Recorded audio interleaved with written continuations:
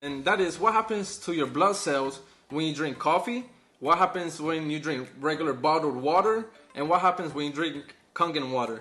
So I test myself. So I got my Lancing device, I got my needles, I got my microscope, I got my slides. I mean, I'm ready. So let's get this started.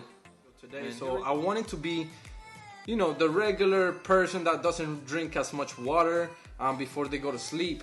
So right now we're at 10 times. You can see that my blood cells are really not moving at all.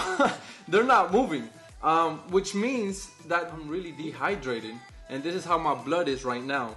I'm gonna go ahead and put it on to 20 times, and you can see how my blood, you can see my blood cells individually, but they're stuck together and not moving, guys. And this is what happens for most of you guys that do not drink water, and when you wake up, moving at all. They're kind of moving. I can see them kind of moving now, but they're, you know, they're not moving like they should be. So now let's go to 60 times.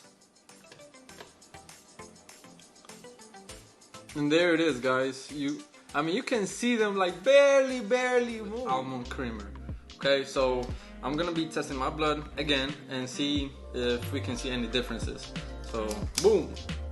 Let's go to 20 times zoom and see if we can see any closer. And yeah, as you can see how the cells are forming lines. They kind of look like coins stacking up with each other, and that's it's a formation called Rolux. I don't know how to pronounce it. They are moving a lot more than they were, which is good, which is a good thing, right? But you can see that they're still getting stuck to each other, and that's because the blood cells are not surrounded with a negative charge around them to bounce off each other in your body. So let's go to 40 times zoom, and as you can see, the blood cells are still moving a little bit, but you can still see how they're still stacking up with each other, and you know, that's not a good sign. So let's go to 60 times. What you want to see is separated a little bit, but you cannot see them moving as they should be, right? So at least we don't see the coin stack formation anymore, and at least we see some separation, but I want to see more movement. So let's go at 40 times zoom. All right, boom, let's do it again, baby. Woo. You can see the blood cells moving. This is a 10 times zoom, and to be honest, you can see the little blood cells has separated a little bit.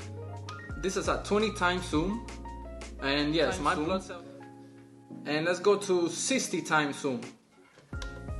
All right, guys. So this is at 60 times zoom.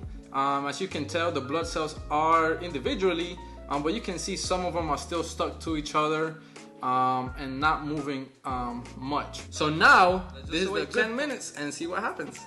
Alright guys, so it's been 10 minutes since I drank 12 ounces of Kangen water. So let's go and poke myself again.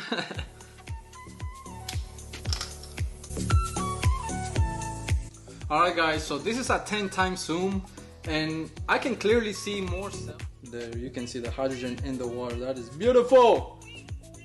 That is beautiful, guys. That is what you want to be drinking every single day.